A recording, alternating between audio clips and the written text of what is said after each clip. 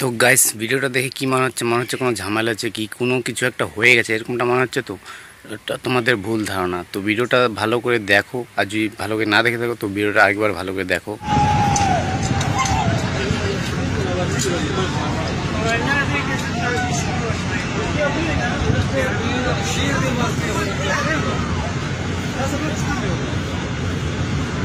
ওদের কী হচ্ছে, ওদের খাওয়ার টাইম হয়েছে, তাই খাওয়ার বেল পড়েছে, তাই ওরা দৌড় মেরে খাওয়া আনতে যাচ্ছে। কারণ দেরি করে গেলে ওরা খাওয়া পাবে না, কারণ কি ওরা প্রবাসীদের এরকমটাই হয়।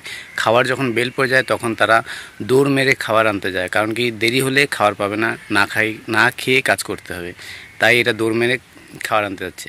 তো ভিডিওটা দেখে কেউ হাসি মজাক করবে না, তো ভিডিওটা সিরিয়াসভাবে সবাই নেবে। আর যারা প্রবাসে থাকে তাদের জীবনটা এরকমই হয়, প্রবাসীরা এরকমটাই হয়, আর প্রবাসীদের নিয়ে কেউ হাসি মজাক করবে না।